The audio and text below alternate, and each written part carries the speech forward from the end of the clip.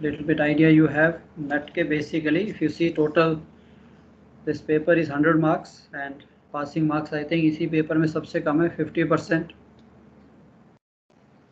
But we should not aim because ये तो professional exams हैं, so इसमें हमें pass नहीं होना. We should be knowing most of the topics जो भी question आते हैं. So total normally there are 6 questions and you are to attempt 5. Okay, I hope all of you can hear me loud and clear. Yes, sir. Yes, sir, you are audible. Yes, sir. Yes, sir. Okay, बच्चे. Okay, so 6 questions. Out of that 5 we are to attempt. 20 marks each and 50 marks is the passing percentage. First question, coding decoding, compulsory question रहता है ये. Now इसमें आपको weather reports, I don't know how many of you have been making the weather reports. आपके project में भी हैं to make a weather report, but यहाँ पे है कि it's not only making the sending the weather reports. How the weather report is, of course nowadays we are not sending, but it has been coming previously before the satellite system came and all. So how this weather report was sent in a coded form, and अगर coded form में हमारे पास आती है उसको decode कैसे करना है. So it's very simple. So we will study this. करेंगे. So it's sort of a numerical. So scoring very good. सारे ग्रुप्स ठीक हैं. 20 में से 20 marks. And second question is on wind, calculation of true and apparent wind. So you all guys have been seeing that आपका जो anemometer है is giving you apparent wind and wind triangle. Basically this question is on wind triangle. It's basically a vector triangle like आपकी radar में रहती है. So यहाँ पे भी either the true wind direction is given, find out the apparent wind direction and speed, or if you know the apparent wind direction, उसकी true wind direction. This is a graphical method of calculating. So I don't know, any of you have calculated any time on the ship, had a chance to calculate true wind direction from the apparent wind direction? Yes, sir. चलो, Yes, very sir. good. Okay, good. So हम इसको भी शुरू करेंगे. So you have a brief idea. So ये भी एक numerical है. Question ठीक हुआ तो basically इसके दो part होते हैं. So this wind triangle is approximately about 12-13 marks and इसका B part होता है theory of wind. उसमें भी छोटे छोटे कोई ना questions हैं जो हम पढ़ेंगे. So these two questions become a very scoring questions. Numerical type है, थोड़ी सी हमें मेहनत प्रैक्टिस स्पीड बढ़ानी है and we can easily do these two questions to get at least 40 नहीं तो 35 मार्क्स तो हम ले ही सकते हैं इनमें से. Question number 3, ship borne meteorological instruments. I think most of you have used all the instruments. So इनमें से एक इंस्ट्रूमेंट आएगा barometer, barograph, hygrometer, psychrometer, anemometer. So ये 3-4-5 इंस्ट्रूमेंट्स हैं. शिप पे ज़्यादा हमारे पास मेट्रोलॉजी का इक्विपमेंट तो होता ही नहीं है. सो इन्हीं इंस्ट्रूमेंट्स को आई think most of you have used. अब थोड़ा सा उसकी theory, sketch and if you have used जो यू नो, प्लस बुक में भी है, हम पढ़ेंगे उसको, स्केच की प्रैक्टिस करेंगे.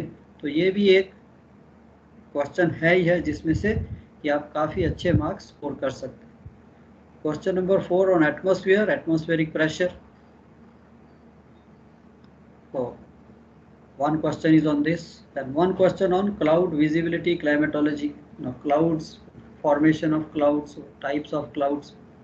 Visibility means fog, how the fog forms and how many types of fog is there. तो ये आ जाता है. क्लाइमेटोलॉजी में आपके various winds, monsoons, anabatic, katabatic, land breeze, sea swell. So view very basic things are there जो आपको आनी भी चाहिए. प्रोफेशनली भी हमें पता होना चाहिए what is sea swell, what is the difference, what are these wind patterns. तो इंटरेस्टिंग है. I won't say it is now science, it is like a general knowledge. And question 6, weather system, sea swell, weather forecasting, इसके ऊपर एक question रहेगा. सो 6 question में से 5 हमने करने हैं. Coding decoding very easy, compulsory भी है. विंड ट्रायंगल हो गया 2, शिपबॉर्न इंस्ट्रूमेंट्स 3, और एक आपका क्लाउड विजिबिलिटी, क्लाउड पे हो गया, फॉग पे हो गया. सो 4 क्वेश्चन तो यही हो गए. एक क्वेश्चन आप वैसे भी कहीं ना कहीं से, बट ये है कि हमने इसको सीखना है, देखना है, because metrology is something which is very useful in the ships use. आज नहीं है, स्लोली स्लोली जैसे आप सीनियर बनते जाओगे, चीफ ऑफिसर मास्टर बनोगे, तो वेदर इज ओनली थ्रेट जिसको आप कैनॉट प्रिडिक्ट. बट हमें अगर इसकी नॉलेज है, then we can definitely save the ship, save anybody and be comfortable. Bad weather में we will not put the ship in bad weather. ठीक है. So this is the basically your format. 6 questions 5 करने हैं and let's see. आज का हमारा topic is very simple, atmosphere, very basic thing कि atmosphere होता क्या है. एनीबडी, आपके मन में क्या आता है when we talk of atmosphere? What comes to your mind कि यार ये एटमॉस्फेयर क्या चीज़ है? How can we express it? We all know, we all experience it daily, but how do we express it in simple terms? The current condition of the sky. Okay. Anything else? Anybody else? So the layer that surrounds the earth. या जो भी आपके मन में आता है. सी sometime क्या होता है कि हमें पता है, as I been explaining to you, you know the things, but यार उसको जब हम वर्ड्स में एक्सप्रेस करने आते हैं तब हम अटक जाते हैं कि I know it but words नहीं बन रहे हमारे पास. Simple, air surrounding us, isn't it? What is surrounding us? Atmosphere is what? It is something like what we feel the air, isn't it? So अगर आप ocean में हो, suppose imagine, just imagine a fish which is surrounded by water all over, isn't it? And similarly we are surrounded in an ocean of air. That's what basically is your atmosphere, isn't it? कोई ज़्यादा इसमें hi tech नहीं सोचना, एकदम simple. Metrology को जितना simple उसमें understand करोगे उतनी आपको इंटरेस्टिंग भी लगेगी. Now today we will understand the atmosphere, its composition and its physical properties. Now if you see metrology, what is metrology? Is basically a scientific study of the atmosphere. Now atmosphere is envelope of gases surrounding the earth, nothing else. Weather, now weather refers to जो आप कह रहे थे कि now what do you mean by weather? It's the elements that we see daily such as temperature, rain, wind, atmospheric pressure, etc. These can change every hour and day by day. That's what we call weather. And something other than weather, what we use the term climate. Climate is more general pattern of weather established by analyzing on an annual basis the daily weather conditions at a particular point. So weather ko padna means yes, the scientific study of weather, what we call the atmosphere. Now atmosphere surrounds the whole surface of earth, both land and sea, just as life in depth of ocean is subjected to pressure owing to the weight of sea above. So all of us, whether on land or sea, are living in the bottom of an ocean of air and are subjected to a pressure exerted by the weight of air above us. अगर आप इस pressure को देखें, when we go to the pressure, okay, pressure के जब हम topic पे आएंगे, then we will see कि अरे प्रेशर क्या चीज़ है. It looks very simple. Now atmosphere, what the atmosphere consists of? इसके constituents क्या हैं? The envelope of air or the mixture of gases, what we call, that surrounds the earth. Now the composition of the lower atmosphere, what we call troposphere, is very simple. Nitrogen, maximum is nitrogen, 78%. Now you see God has given in atmosphere, सब बंदों के लिए कुछ ना कुछ दिया इस atmosphere में. Nitrogen used by bacteria in soil to make nitrates. Oxygen 21% used by humans, animals for respiration. Argon 0.84. Carbon dioxide 0.03 used by green plants to make food. That's why we all talk about here, trees लगाओ, plants लगाओ, trees लगाओ. Why? They clean the air. How they clean the air? Because they use this carbon dioxide for their food. Other items 0.01%, which include these various gases: helium, hydrogen, ozone, krypton, neon, xenon. All these things plus water vapor, dust particles and pollution. That's all what we think, what we see every day, isn't it? That is what is your atmosphere. Short form में nitrogen 78, oxygen 21, water vapor, rare gases about 1%. ये आपका basically atmosphere, इसकी composition. Structure and composition क्या है? Atmosphere can be divided into distinct layers which are defined by variation of the air temperature with increase in height. Now, following are the various layers of atmosphere in the ascending height. इसमें भी of course atmosphere keeps on going infinity तक है. So, amount of water vapor vary depending upon the temperature of air. Water vapor is continuously added or removed from the atmosphere. Evaporation हो रही है कि precipitation हो रही है, तो ये cycle चलता ही रहता है.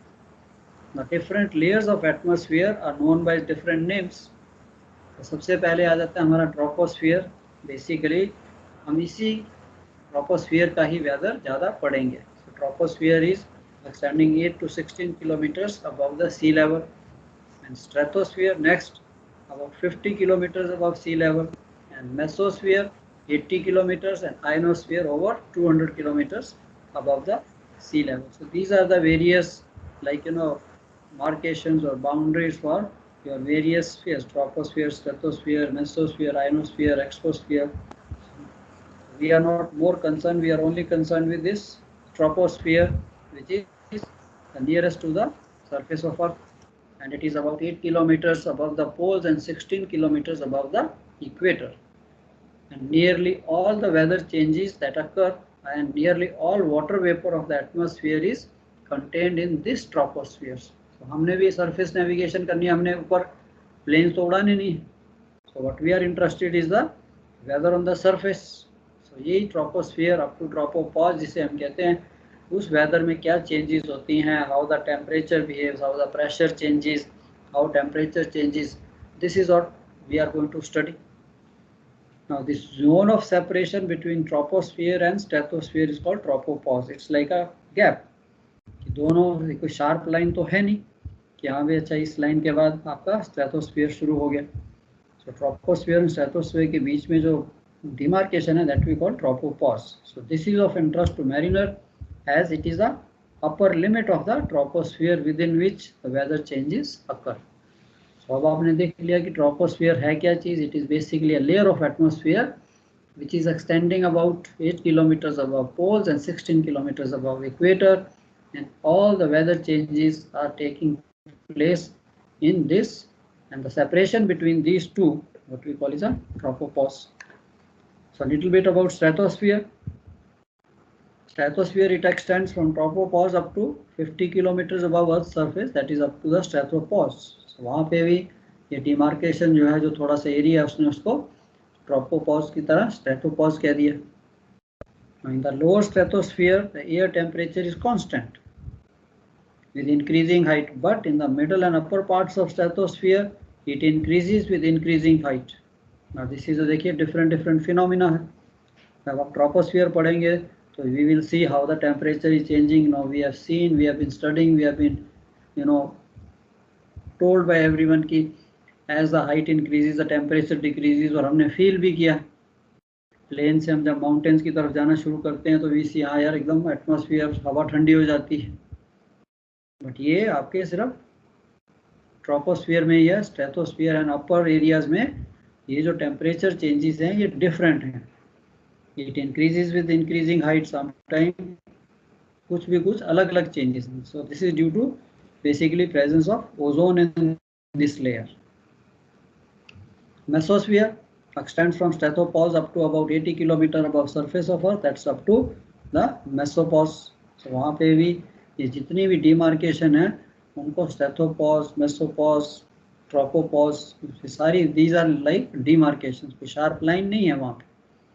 So in the mesosphere, the air temperature decreases rapidly with increasing height. And like stratosphere, this layer too is not of any significance to us because हम इतनी हाइट पे जाने वाले नहीं. इंसोलेशन अभी आप देखें, इंसोलेशन क्या है बेसिकली. नाउ अगर आप थोड़ा सा कहते हैं कि माइथोलॉजी में जाइए तो हम सूर्य को देवता क्यों कहते हैं, isn't it, we all call Surya devta. Now इसका रीज़न एक ही है कि sun is the principal energy source for atmospheric processes. आपके जितने भी एटमॉस्फेयर में चेंजेस हो रहे हैं, जितने भी ये आपकी विंड सर्कुलेशन है, जितने भी आपके even what you call storms or currents, सारा का सारा it is due to the solar activity. So इसलिए जिन्होंने भी इसको सोच के इसका बड़ा ठीक नाम रखा है कि सूर्य देवता जी इन्हीं के करके ये सारा सिस्टम जो हमारा चलता है, सीजन्स सब कुछ इन्हीं के बेस पे. So insolation basically क्या, insolation is the solar radiation that reaches the earth's surface. How? By scattering, by reflection, by absorption. So whatever methods or ways of traveling of these rays are there, so all these things are known as insolation. So it includes light, heat, ultraviolet, infrared rays, everything what we call insolation. Basically it is how the energy reaches us, how these light waves or electromagnetic waves from the sun reaches the earth is all called insolation. Now insolation affects temperature. The more the insolation, the higher the temperature. So incoming जो rays हैं, that is what, जितनी वो ज़्यादा आएंगी उतनी, अभी आप देख लीजिए समर शुरू होगी, day time is pretty hot, winters में थोड़ी कम हो जाती है. So this is how basically you look like इनकी जो concentration है, it depends again on the surface area. Equator के पास इस सन की रेज जो है, इंसोलेशन जो है वो ग्रेटर रहती है, because it is falling absolutely straight way and smaller area पे, whereas as we go up, so all these rays they fall on more and more surface area increase हो जाता है, तो इनकी intensity भी उसी तरह से कम हो जाती है. So larger area receives lesser concentration of insolation per meter and vertical rays, whereas here they reach more higher great concentration. Equator out here all the year around you find this equator is all the time hot. So this is due to the sun rays reaching and how they get spread over smaller and larger area. Now insolation comes in form of very short waves, short wavelength, and this form of energy passes through the, without heating, insolation passes through Earth's atmosphere without heating it. So अगर आपको कोई पूछे, now the next question comes कि ये जो हमारा atmosphere है ये गर्म कैसे होता है? How do this atmosphere gets heated up? अभी हमने ये तो देख लिया कि insolation होती है, sun rays are there, but how this atmosphere gets heated up? Anybody?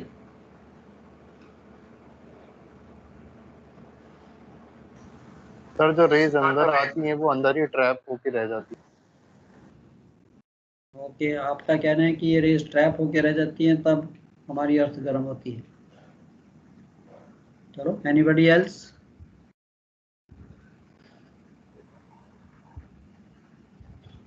Simple, जो भी आपके मन में आता है कि हाँ यार ठीक है, हम एटमॉस्फेयर अर्थ पे रह रहे हैं, अभी आपने देखा भी है गर्मी है, सर्दी है, ये अर्थ गर्म कैसे होती है, ठंडी कैसे होती है. ठीक है, सन से तो रेज आ रही हैं. चलो, I won't waste much of a time, so it is very simple. जैसे मैंने यहाँ पे लिखा है, it comes in the form of, sun से जो बच्चे रेज आती हैं, the whatever this rays in the electromagnetic form जो आती हैं, they are of very short wavelength, and the short wavelength की जो वेव्स हैं, इनकी प्रॉपर्टी है that they pass through the transparent medium without heating the medium. ये raise जो आ रही हैं ये आपकी हवा को गर्म नहीं करती, अगर ये अर्थ पिघल जाती है अभी. Now they pass through this medium without heating the medium, and when they strike the earth surface, now earth surface क्या, लैंड भी है, सी भी है, isn't it? अब जब अर्थ सरफेस पे, लैंड पे ये स्ट्राइक करेंगी, नेचुरली आपका जो सरफेस ऑफ अर्थ है वो गर्म होना शुरू हो जाएगा. पानी में भी, वाटर सरफेस पे भी जब हिट करेंगी, then they will start heating the water also.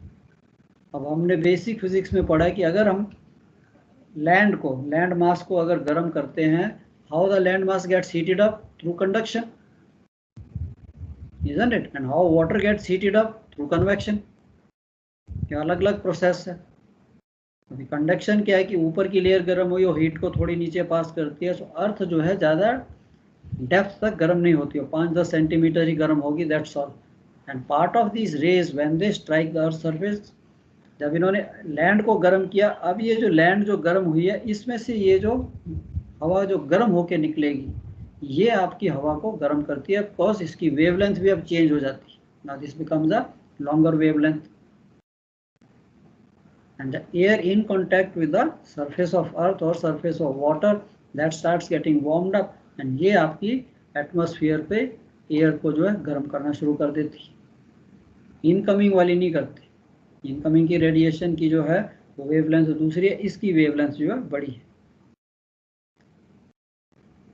तो ये how the atmosphere is heated, all the heat reaching the earth's surface arrives in the form of radiation from the sun, and all the loss of heat is in the form of re-radiation to space. अब आपने जो कहा था कि yes, ये जो trap हो जाती है कि यस, अब इसकी वेवलेंथ भी चेंज हो जाती है। ये जो ट्रैपिंग है that is again a different story, that what we see when we see this what we call the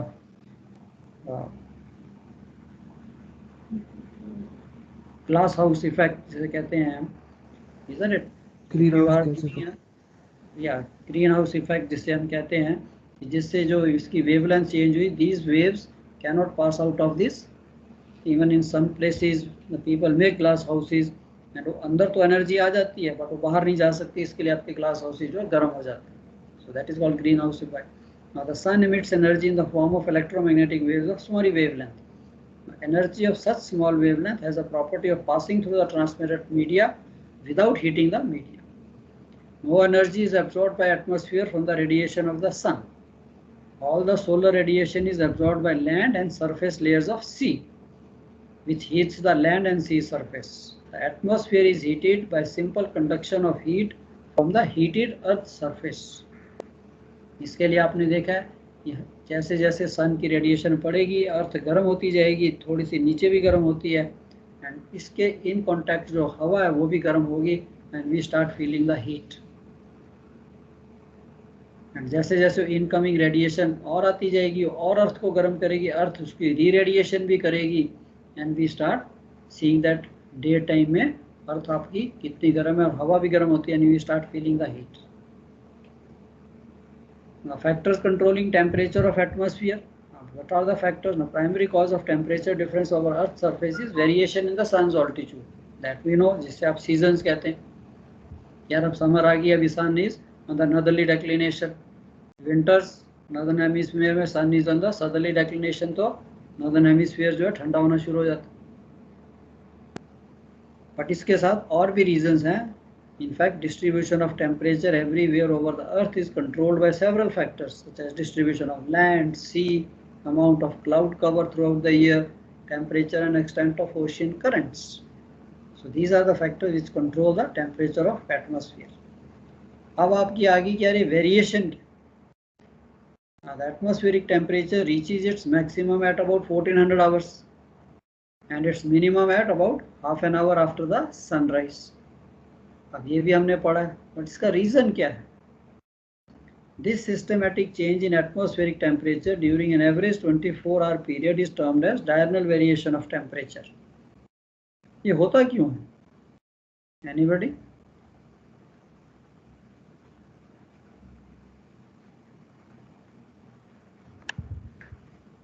ये तो हमने सबने पढ़ा है यार, 2 o'clock और 1400 is the maximum temperature, so we all plan our outing also. And minimum is early morning. ठीक है, सुबह आप उठते हो, जो जल्दी उठते देखोगे सुबह सुबह ठंडा होता है मौसम।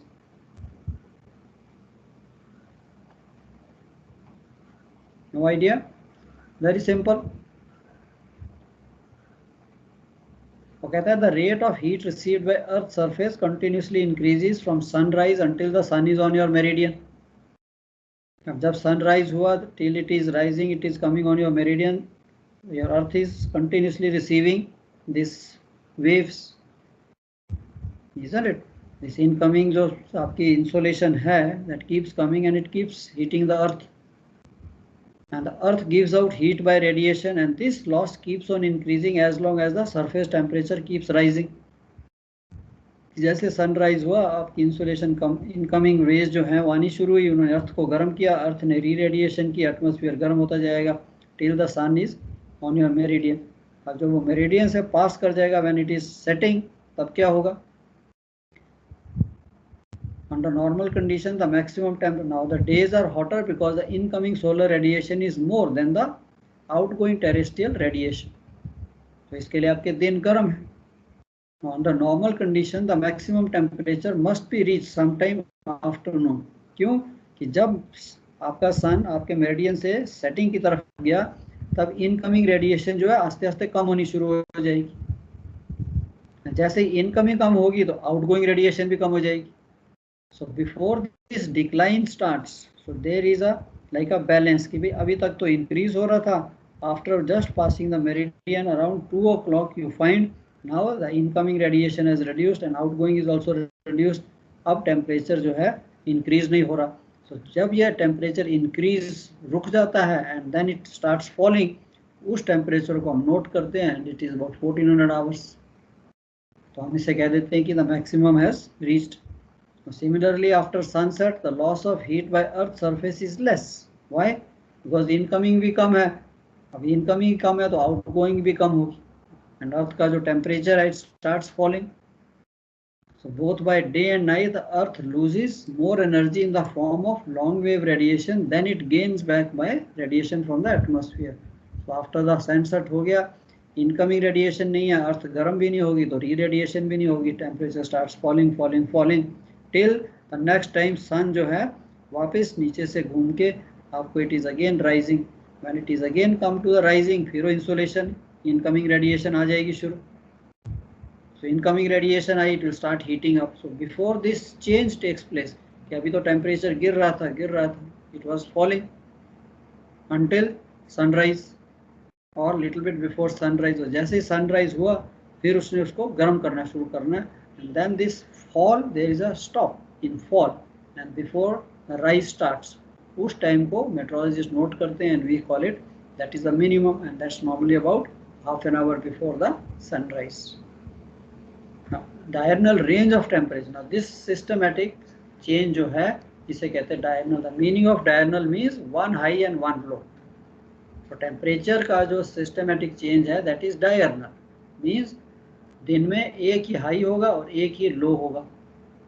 तो अगर कोई आपको पूछे कि यार डायरनल का क्या मीनिंग, डायरनल का meaning English meaning means diurnal one high and one low in 24 hours. And diurnal temperature range is the difference between minimum and maximum. So this is the difference between minimum and maximum temperature. अभी आपने देखा होगा, newspaper पढ़ते हो, कोई और media पढ़ते हो, so they write there that today's minimum is so much, maximum is. ये जो डायरनल रेंज है इसे कहते हैं diurnal range. Diurnal range is the difference between minimum and maximum. It is quite high on the land. Land का temperature सुबह हो सकता है मे बी 15-16 डिग्री हो, आफ्टरनून में हो सकता है it can be around 30 degrees. Whereas on sea, this diurnal range is very small, not even 1 or 2. Why?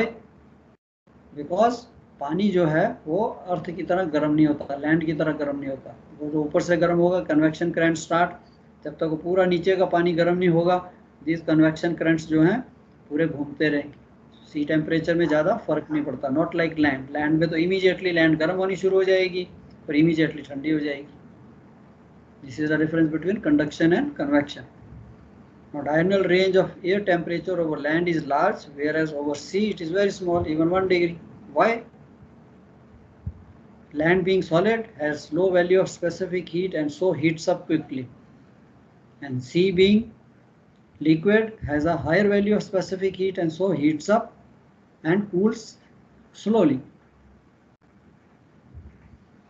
Second, heat received by land is retained only by top layer as the land is poor conductor of heat. Maybe 5 या 10 centimetre तक उससे नीचे आप देखिए नीचे की ज़मीन ठंडी होती है। That's why you people make also, क्या कहते हैं उसे, बेसमेंट। नहीं, आजकल लोगों ने बेसमेंट बनानी शुरू कर दी कि यार वो ठंडी रहती है गर्मियों में। And heat received by the sea is distributed over large mass of water because of convection currents. इसके लिए उसका टेम्परेचर जो है इतना राइज एंड फॉल नहीं करेगा। Third, evaporation causes cooling, but in case of land there is no evaporation. Over sea there is evaporation, तो उससे भी कूलिंग रहती है। तो ये आपके few reasons हैं why there is a diurnal range is more on। कई बार छोटा क्वेश्चन भी आ जाता है, right short notes on diurnal range of temperature। तो आपके पास now you have understood, you got enough material to write। अब नेक्स्ट आ गया variation of temperature with height. अभी हमने समझ लिया एटमॉस्फेयर क्या है, अभी टेम्परेचर भी देख लिया कि हाँ ये अर्थ गर्म कैसे होती है, अब इसकी वेरिएशन कैसे है with the height. As the lower atmosphere or the troposphere gets its heat indirectly from the sun, the heating of the earth's surface and of the layer of the air in contact with it. So the temperature of troposphere is highest at the bottom, closest to the land surface, and normally falls steadily as the height increases. So जैसे जैसे height increase होगी, ये जो air आपकी in contact with surface of earth है, वो भी जो है ठंडी होनी शुरू हो जाती है. So sometimes the local influences cause the temperature of air to increase with height instead of falling, but this is a very exceptional case. उस वक्त इसे हम कहते हैं temperature inversion, or it can remain constant with height. This is not a normal case, these are the exceptional cases. So air is then said to be in a isothermal layer. So isothermal layer, when the rising air temperature remains same, it's not falling. And if it is increasing, then it's called temperature inversion. Otherwise, the normal phenomena in troposphere is as the air rises, its temperature falls. Now next is your adiabatic changes. अभी इसको भी थोड़ा समझना important है कि यार adiabatic changes क्या है. Adiabatic changes is basically a name to the process. It's a process. The temperature, pressure and volume of a substance, or is a process for a change in the temperature, pressure and volume of a substance when no heat is allowed to reach or leave it while it is being compressed or expanded. ये adiabatic process है कि अगर हम कोई भी external source हवा को गर्म करने या ठंडा करने को नहीं लगाते, बट एक simple, if you have seen a cycle pump, अगर आप उसको विगोरसली पंप करते हो तो यू सी दैट उसकी पाइप गर्म हो जाती है. Because when the air is compressed, even compressor आपने देखे होंगे शिप पे चलते हैं, कंप्रेसर चलता है, when the air being compressed by the compressor, वो गर्म हो जाती है, उसका temperature goes up. And similarly, when this air expands, then it becomes ठंडी, then it cool down. ये भी हम देखेंगे ऐसे ये प्रोसेस क्यों होता है. So कूलिंग का इफेक्ट भी आप देख लीजिए.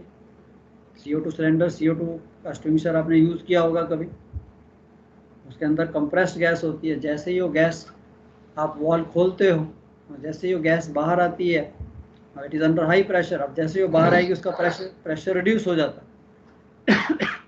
जब उसका प्रेशर रिड्यूस होगा, स्कावा सिलेंडर्स आल्सो. हाँ जी, स्कावा सिलेंडर जैसे. हाँ, उसमें भी देखिए आपने चार्ज किया होंगे, अगर आप उसको चार्ज करते हो तो आप देखिए पाइप गर्म हो जाती है, गैस गर्म हो जाती है, एयर गर्म हो जाती है.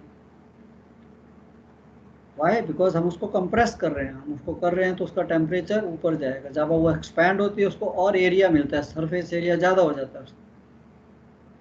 CO2 एक्सटिंग्विशर को आप देखना, जैसे उसमें से निकलती है उसकी पाइप एकदम आइस जमनी शुरू हो जाती है. It become so cool. So ये जो प्रोसेसेस हैं, like air, like other gases, is also subject to certain natural laws.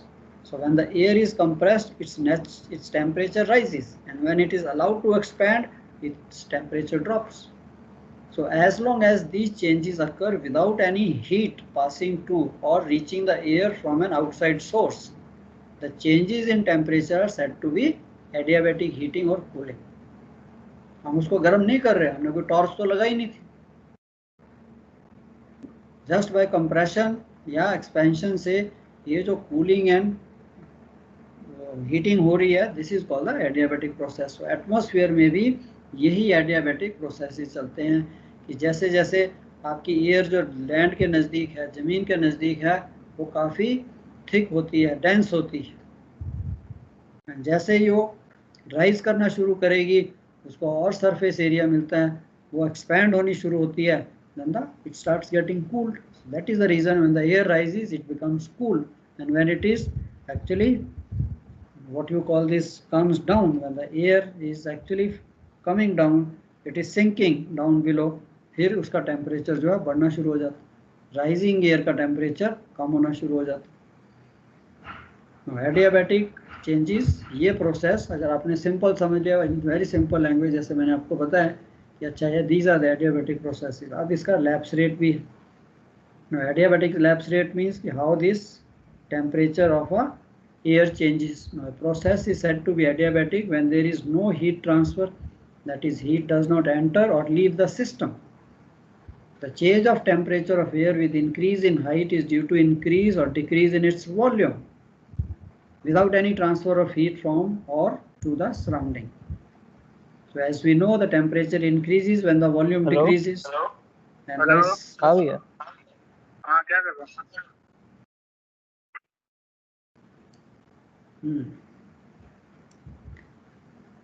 Chalo.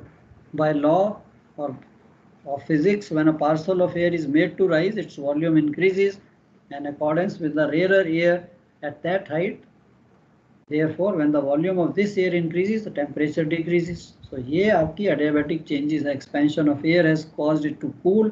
Though no exchange of heat has taken place. So adiabatic changes आपने अच्छी तरह से समझ लेनी है ना. What is adiabatic lapse rate? It is the rate at which the parcel of air is cooled with increase in height. अब इसमें भी अलग अलग varieties of air parcel हैं. कोई parcel of air हो सकता है उसमें मॉइस्चर बहुत ज़्यादा हो, सैचुरेटेड हो, किसी में थोड़ा कम हो, तो वो भी फर्क पड़ेगा. So it is usually expressed in degree Celsius per kilometer. It is called environmental lapse rate.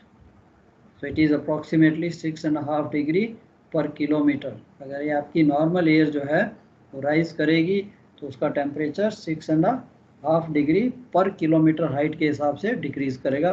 That is called environmental lapse rate. तो ये तो इतना नहीं है. If you see this DLR, आपको इस पे क्वेश्चन आते हैं, what is DLR and SALR. DLR is any parcel of air that is not fully saturated is called dry air. अब ये जो ड्राई एयर है इसके अंदर जो मॉइस्चर है 100% नहीं है, मे बी 99% हो, तभी इसे हम ड्राई एयर कहेंगे. 100% हो गया then it is called fully saturated. So when a parcel of dry air is observed, that the temperature of dry parcel of air which is made to rise, उसका temperature falls at a steady rate of 10 degree per centigrade for every kilometer of ascent.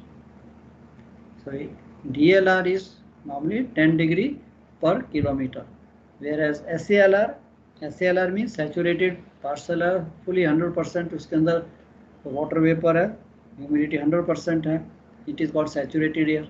अब ये parcel जब made to rise उसका temperature normally falls at a rate of 5 degree. अब ये 10 degree and 5 degree क्यों है, इसके भी reasons हैं. As the saturated air rises, its temperature decreases and capacity to hold water vapor also decreases. Similarly, the excess moisture condenses into water droplets.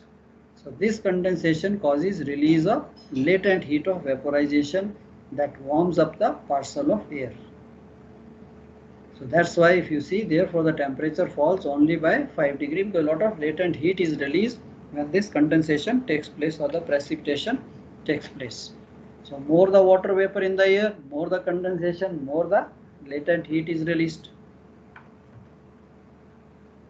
So in other words, more water vapor, less is the decrease in temperature and less is the SALR. तो ये तो आपका हो गया adiabatic changes क्या है, SALR क्या है, DLR क्या है. अब हमने देख लिया वाटर वेपर. हाइड्रोलॉजिकल साइकिल हमारा क्या है. Whenever a water molecule leaves the surface and diffuses into surrounding gas, it is said to have evaporated. Evaporation is very simple. The three main stages of hydrological cycle are evaporation, condensation and precipitation. Isn't it? उसी हिसाब से आपका ये cycle जो है चलता रहता है. The water evaporates, then condensation takes place and फिर बारिश वापस back to the water. So evaporation is a process by which water changes from liquid to gas or vapor. Evaporation, temporary pathway, water moves from liquid state back into the water cycle. And oceans, sea lakes, rivers provide nearly 90% of the moisture in the atmosphere via evaporation. इसीलिए हमारे बोलते हैं seas, oceans are very important. So when water changes from solid state to vapor state, vice versa, process is called sublimation. चलो ये तो important नहीं है. Water vapor and humidity. अब हमने ह्यूमिडिटी कार्गो में भी पढ़ा था थोड़ा सा कि वहाँ पे भी यार कैसे उसका स्वेट एंड वेंटिलेशन होता है.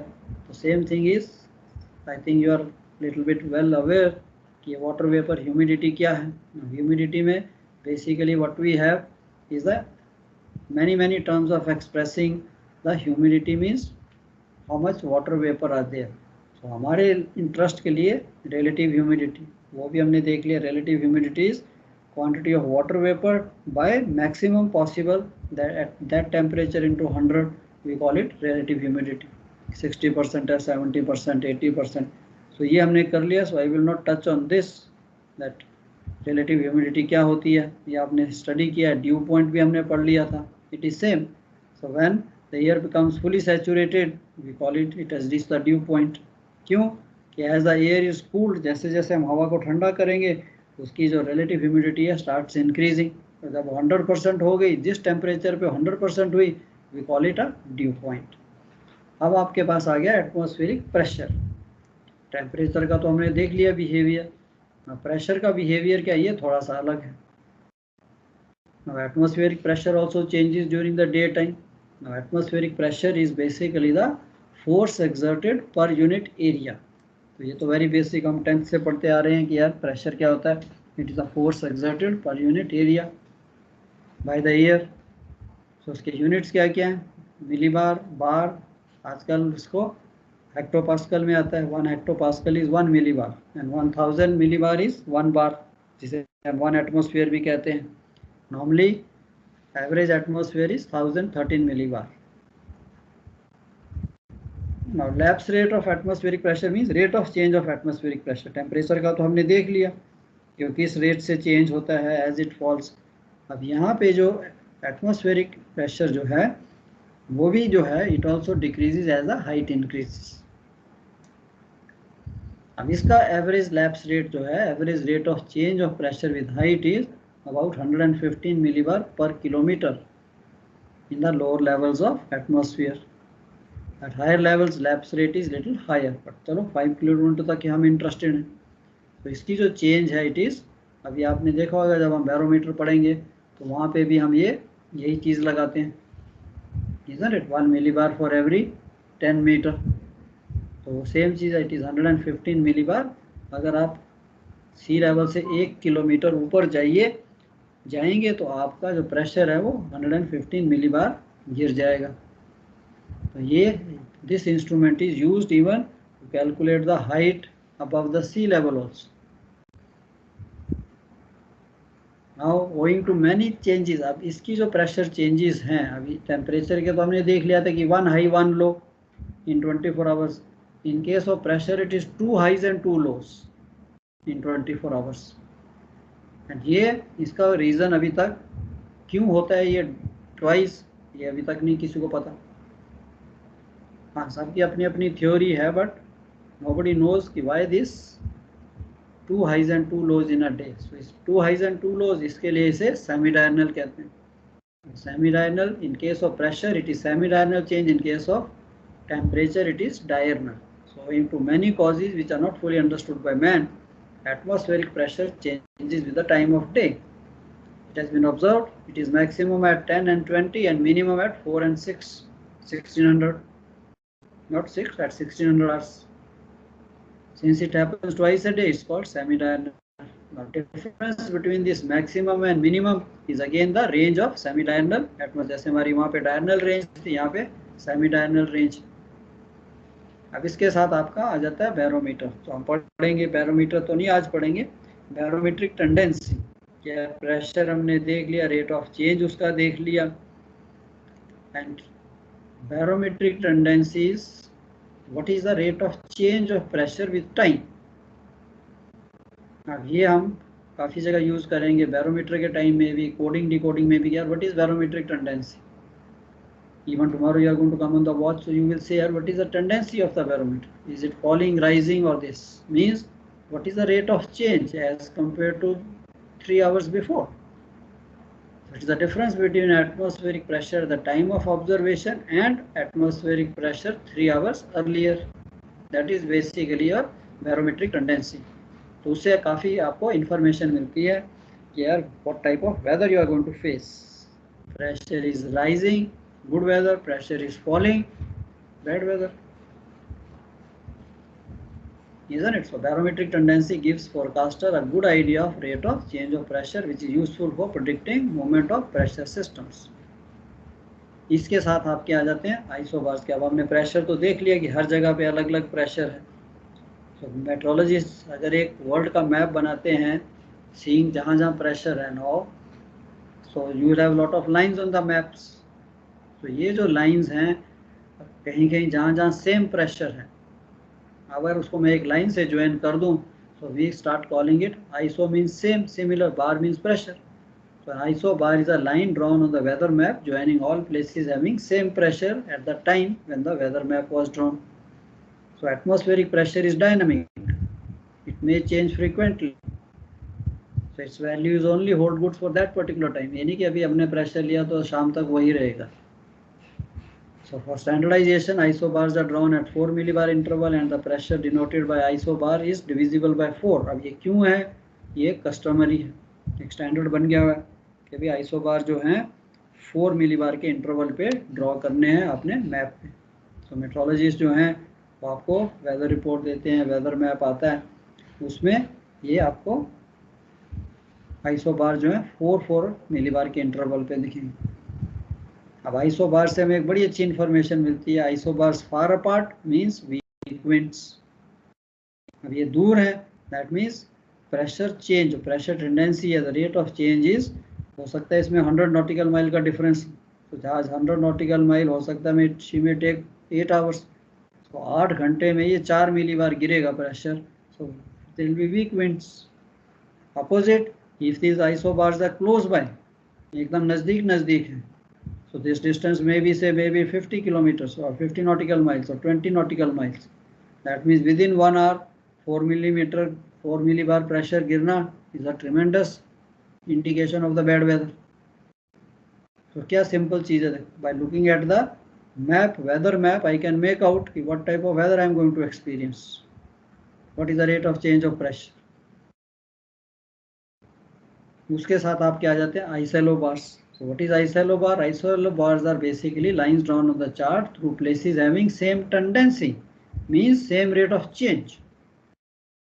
A line on a weather map connecting places having equal changes in atmospheric pressure within a given period of time is known as isobars.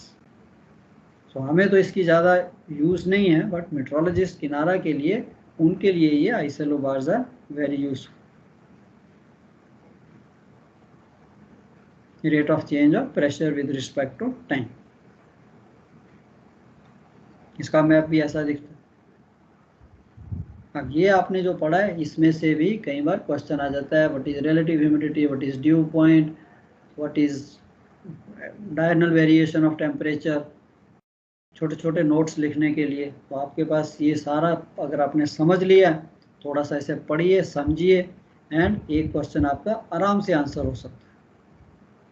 ठीक है, what is isobar, what is isobars, pressure system क्या है, उसके lapse rate क्या है, adiabatic lapse rates क्या हैं। तो ज़्यादा टाइम भी नहीं है, थोड़ा अगर समझ लिया, लैंग्वेज के लिए आपके पास ये है, I will send you on your mail, तो इसको आपने पढ़ना है, समझना है, फिर स्लोली हम आगे प्रोसीड करेंगे। अब इतना अगर आपने समझ लिया, वेरी बेसिक है, एटमॉस्फेयर क्या है, उसकी चेंजेस कैसे होती हैं, how the changes are taking place, it is very easy to understand entire metrology. ये स्टॉर्म सिस्टम क्या होता है, ये कैसे बनता है, क्या क्या होता है। ठीक है, सो एनी क्वेश्चन सो फार?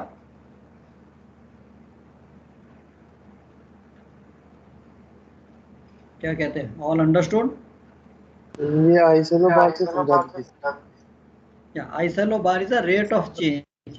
आइसोबार्स क्या हैं? आइसोबार्स तो हैं कि lines drawn with the same pressure की। अब ये मैंने 1016 की ड्रॉ की है, मैं जहाँ जहाँ प्रेशर 1016 है, जहाँ जहाँ ये लाइन हमने ज्वाइन कर दी। And isobar is a basically same, it's a weather map पे है कि जैसे हमने ड्रॉ किया है, मीन्स यहाँ पे रेट ऑफ चेंज सपोज हो सकता है barometer is falling by 2 millibar. तो जहाँ जहाँ पे rate of change of pressure is 2 millibar, उस लाइंस, उस प्लेसेस को मैं ज्वाइन करता हूँ, तो ये आपकी आइसोबार कहते हैं। ओके, तो मतलब जो ये लाइन बनी हुई है सर, इस पे कंटिन्यूअसली इसी उस पे चेंज हो रहा है ना?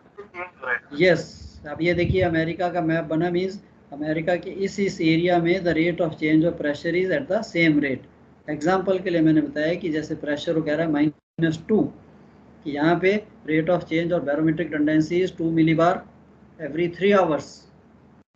तभी उसने इसको रेड कर दिया कि pressure is falling at the rate of 2 millibar for every 3 hours synoptic hours. Means यहाँ पे भी इसी रेट से गिर रहा है, यहाँ पे भी इसी रेट से, यहाँ पे हो थोड़े अलग रेट से, यहाँ पे हो सकता है प्रेशर राइज कर रहा हो। ये देखो प्लस साइन दिखा रहा है, फिर रेड है यहाँ पे अगेन माइनस, यहाँ पे प्रेशर टेंडेंसी इज बैरोमीटर और the pressure is falling steadily और अनस्टडीली। तो ये सारी लाइंस उनको आइडिया लग जाता है कि भाई यहाँ प्रेशर इसी रेट से हो सकता है, यहाँ पे कोई ना कोई सिस्टम डेवलप हो रहा, low pressure high pressure. Okay, so this is the idea of isallobars.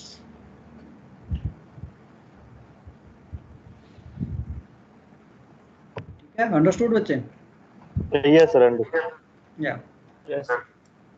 ठीक है, सो आज के लिए this is enough for you.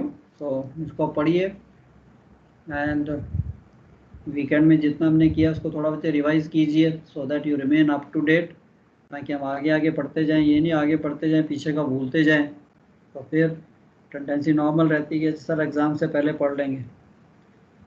अब आपके पास तो बहुत ज़्यादा टॉपिक्स हैं, नहीं बहुत ज़्यादा सब्जेक्ट्स। यस। तो इसलिए साथ साथ अपने नोट्स जो भी आपको अच्छा लगता है, वैसे तो आपके स्टैंडर्ड के लिए सुब्रमण्यम साहब की बुक इज़ गुड इनफ, नहीं कुंजी कहते थे हम उसे, कि जो आंसर चाहिए उतना ही लिमिटेड आंसर चाहिए। चलो ठीक है, okay then call it a day or anything from your side? Thank you, sir. Yeah. Thank you, sir. Yeah, okay, welcome. Thank you, sir. Take care.